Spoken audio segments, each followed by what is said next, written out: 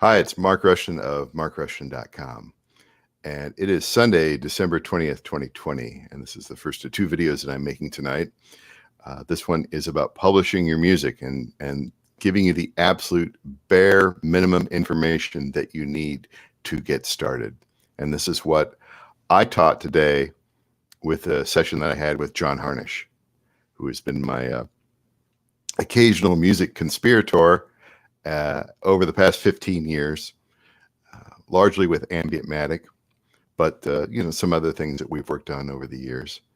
And I wanted to get him set up so he can get his stuff published onto streaming services and start collecting those royalties, particularly collecting those worldwide royalties.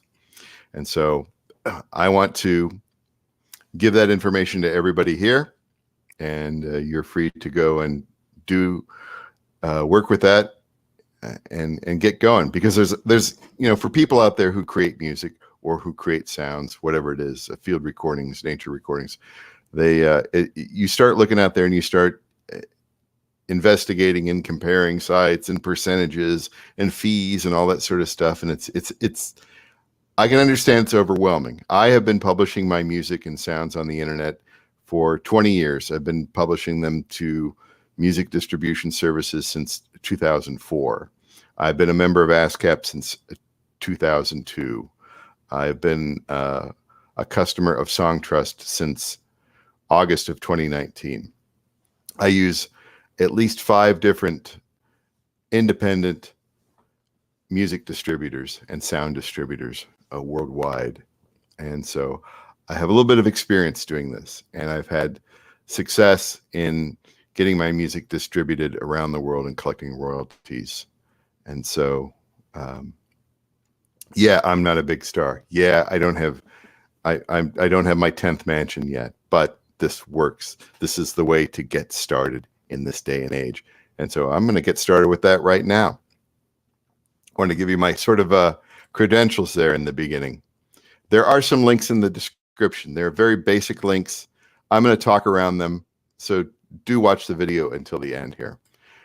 Where do you get started? What's the cheapest way to get started as far as, if you have music that you've created or you've been working on your computer, or you have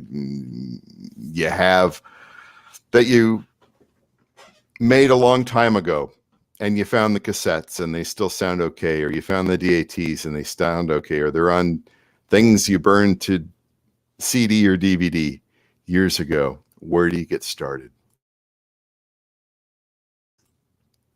The place that I would suggest people to start is Sounddrop. Sounddrop is owned by CD Baby, or the company that owns CD Baby. And it's kind of operated as a sort of a separate entity. And the great thing about Sounddrop is there's no cost in getting started. Nothing. There's no fees up front. They take 15% on the back end. So yeah, you can go, if you're going to release something that is going to be a hit to a certain degree, yeah, maybe you might want to go with CD Baby. Yeah, maybe you might want to go with DistroKid. Maybe you might want to go with something else, Route Note, there's Catapult. There's so many out there. Indie, I don't know. And the list, there's more of them every single day. But I've had really, really good luck with Sounddrop so far.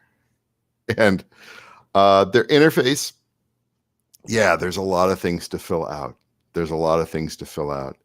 But once you start using it, once you start releasing things, once you start scheduling things to be released, you will get used to it. It's not that difficult. But the main thing is that there's no upfront fee. They just take, you get 85%, and they take 15%. Now, there are some things that you need to be aware of here with Sounddrop. You need to have a PayPal account. Either that or, a bank check. You need to have a bank account. I would just get the PayPal account. You'll get paid around the 15th of every single month, as long as, I think the minimum is $20. So have that PayPal account ready, right? And you will need a bank account for other things that I will talk about here in a little bit. But the great thing about Sounddrop, if you use them, you can, start cranking out your singles, cranking out the basic tracks and getting them out there, and then getting your name onto the services. Whatever, if you want to publish under multiple names, you can do that too.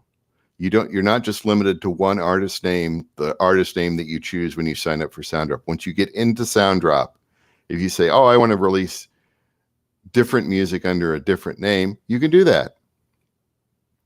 And I have had so far no limits. And I probably publish under, I don't know, 15 or 20 different names, something like that. And I really like that aspect of it. And yeah, okay, some of my stuff does pretty good, and they get 15% of it, but they earn that buck. If I'm going to quibble about you getting 15%, or if I went to CD Baby, they take 9%, or if I use DistroKid, I just pay a flat fee every year. I don't care. If you're going to be that retentive, if you're going to be that, you're going to be complaining about percentages at that level, you're going to lose your mind. Because honestly, getting on there with no cost and keeping 85, but that's still pretty good. That's still pretty good. And they got to get paid. They provide a great service, a great platform. So if you release singles on there and you eventually want to compile them into an album, you can do it without having to re-upload them. It's kind of a fascinating thing. And that's the basics there of SoundDrop. Excuse me here.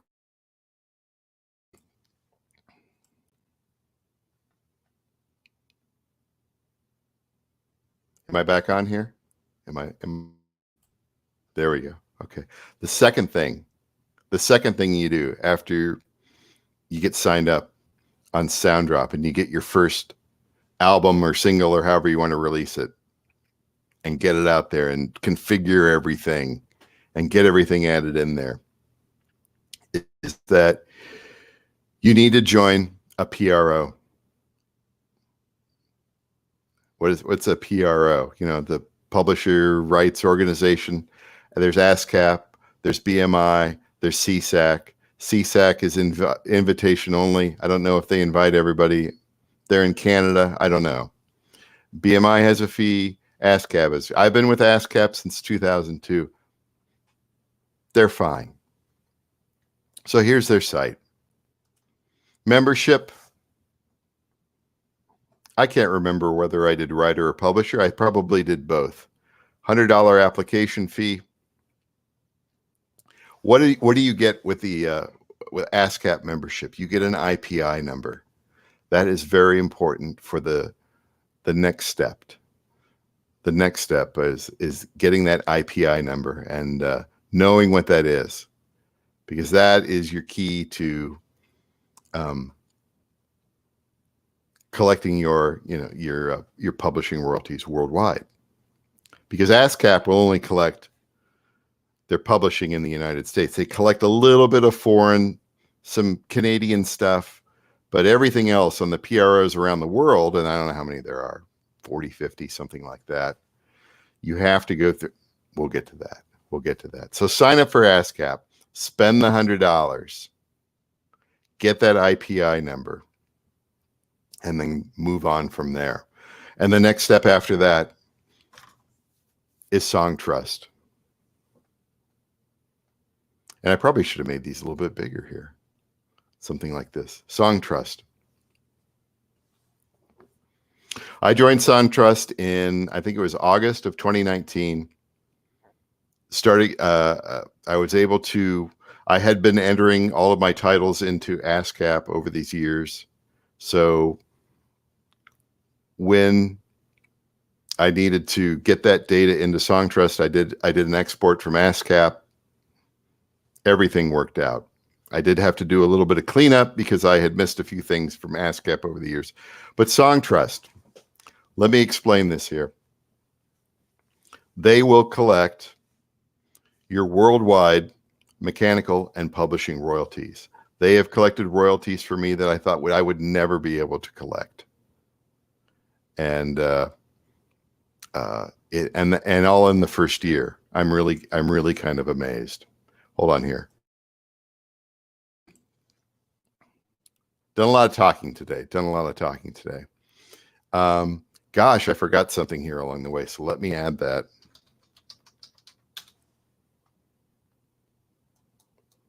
We'll throw this in here. So yeah, once you start publishing music through a distributor, it's going to be distributed worldwide. You know, if it's on Spotify, it may get plays anywhere around the world. Same with all the other streaming companies that Songtrust distributes through. So you want a way to eventually collect that mechanical and streaming royalties. Songtrust. I got the wrong one there. Let's see if we can go back here.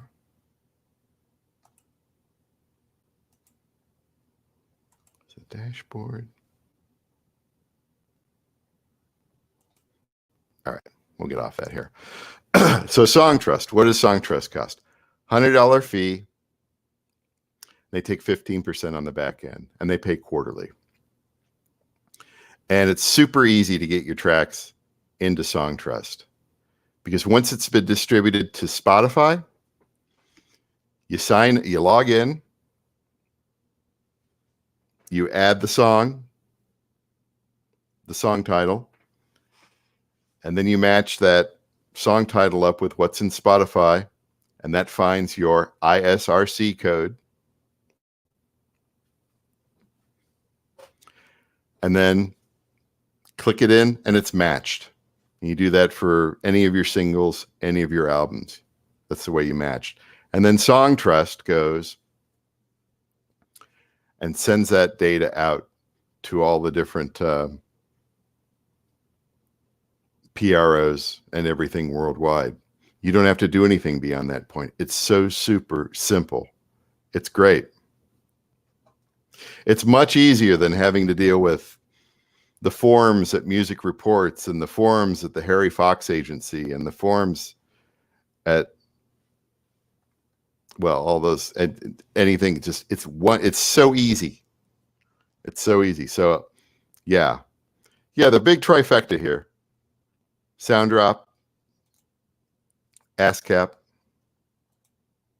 Songtrust. Those are the big three. Soundrop for distribution, ASCAP, so you have a PRO, and out of the PRO you get an IPI number. And then in Songtrust, that's for the global management of your mechanical and performance royalties, and that's what you need the IPI number for. There is kind of a fourth thing here, and I forgot to include it in the comments here, and it's the new thing.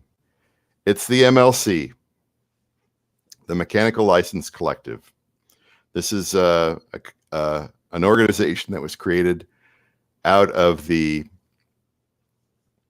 Music Modernization Act to issue blanket, those blanket licenses for artists, musicians. I don't want to get too complicated in that, because I barely understand the craziness. So they're going to manage most U.S. mechanical royalties. And so if you get streams on Spotify, or you get streams on Pandora, those mechanical royalties will now be paid to the MLC. Well, how do you get all your titles into the MLC? Songtrust. That's why I said Songtrust was so great. It's one-stop shop. They will, and this is one of them that they send it to, the MLC. But you got to sign up and get in the MLC. You've got to get your bank account information in there. And they pay once a month, I think starting in February or March of 2021.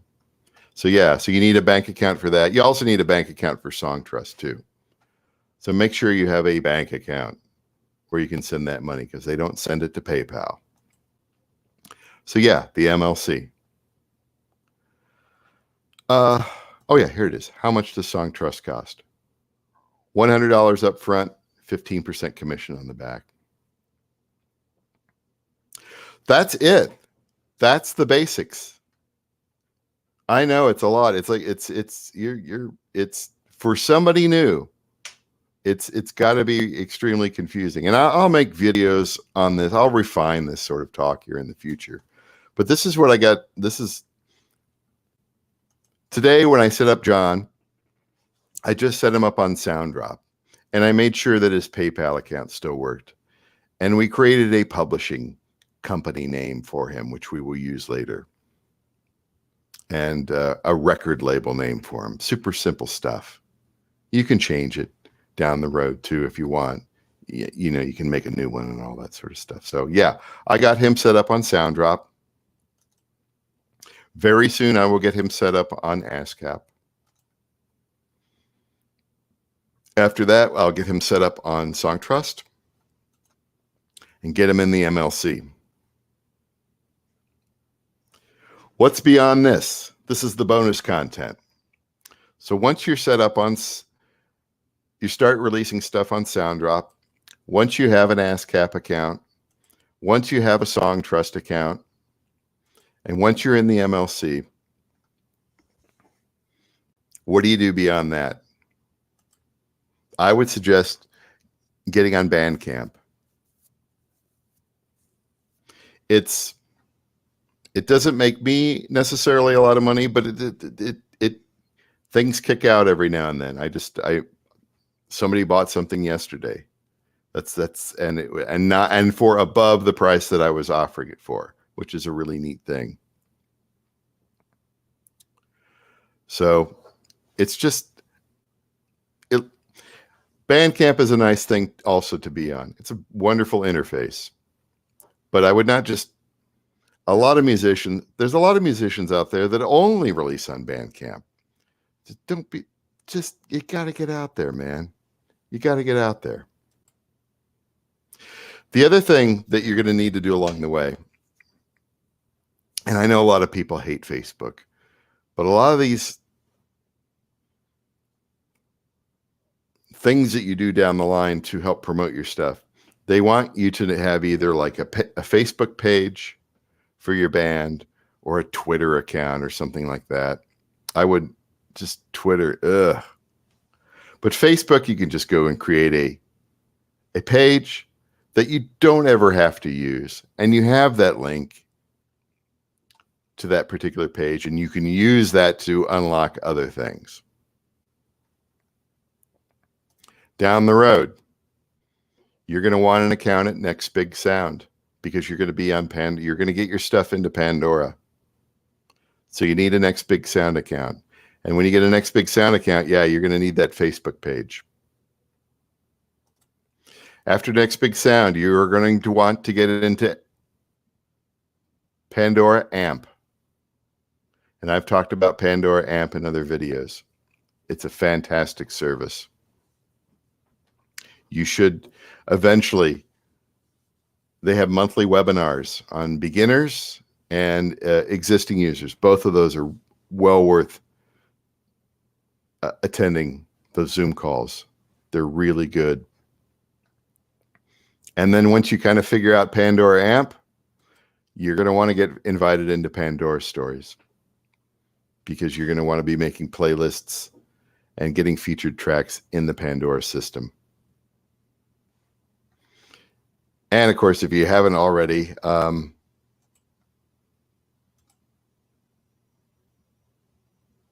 you're going to want to get your, if you have past things that aren't in the Pandora system, you're going to want to get them submitted in there. And that's by using UPC and all that. This is the bonus content. I know. It's way too much. And this is 20 minutes. I could have been a little bit more succinct with this, but this is what I did today. And just to review, SoundDrop for releasing your music. ASCAP, because you're going to need a PRO and you're going to need an IPI number. Songtrust, global royalty collection. And you're going to need a bank account with this. and the MLC to get those U.S. mechanical royalties. That's the very basics as far as the end of 2020 here. So 20 minutes into this video, that's enough talking for me. I'm Mark Rushton. My website is markrushton.com. I'll be back with a Realtor Recon video in a few minutes.